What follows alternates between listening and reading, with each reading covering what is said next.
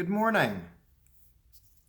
This weekend in the church is known as Transfiguration Sunday. What is Transfiguration?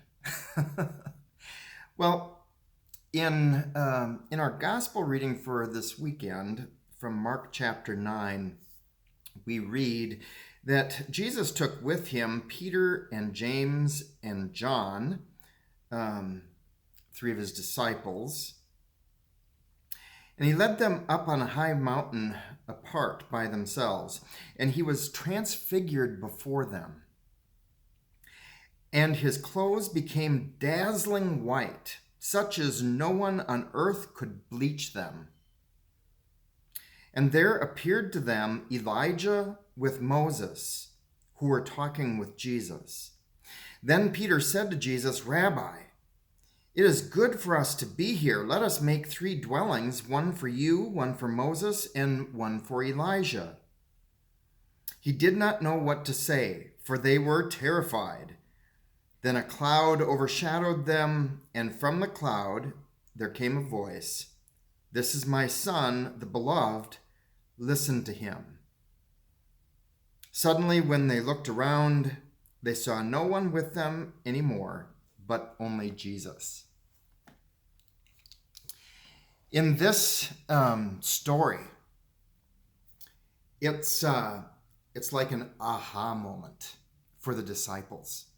They have just witnessed something that their language can't fully embrace. It's kind of like taking a picture of a scene that is amazing and saying, that this picture can't do this justice. That's kind of what we have here. These 3 disciples who have been following Jesus are suddenly brought into a place where Jesus is transfigured. Not transformed, which generally means a change of heart, but he's transfigured. It's almost like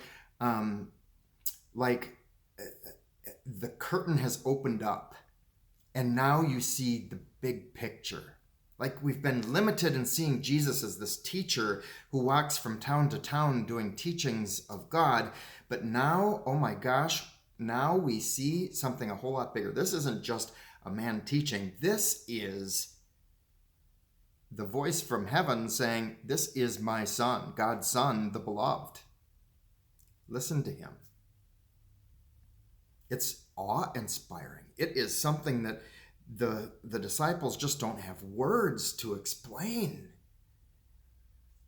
And you know how it is when you don't always have the right words for the moment, and sometimes you'll say something and you'll think, "Oh my gosh, that was dumb. Why did I say that?"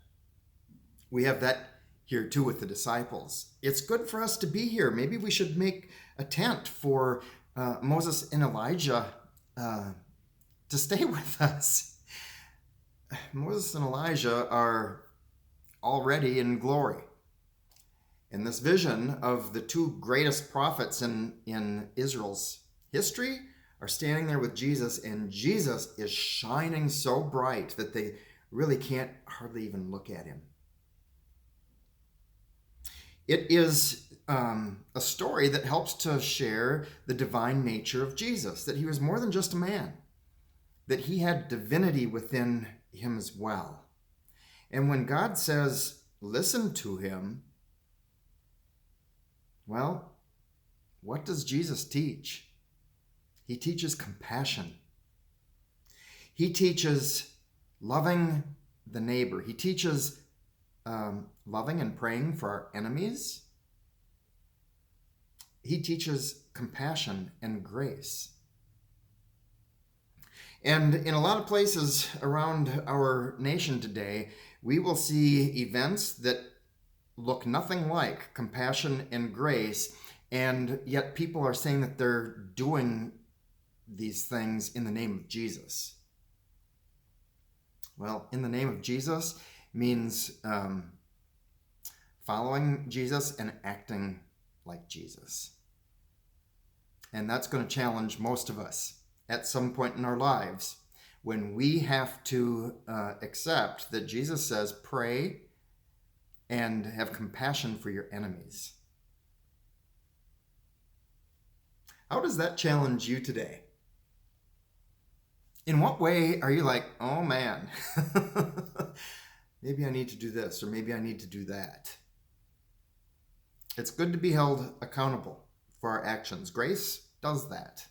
It forces us to look at our current status. It forces us to look at our actions and at our words, and to turn around and to apologize when necessary, to accept responsibility, and to be able to turn around, to change for the better. I hope you have a great week. God bless you.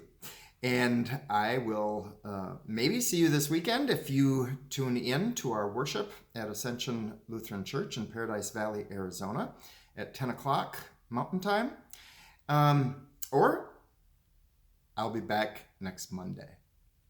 You have a great rest of your week. God bless you. Goodbye.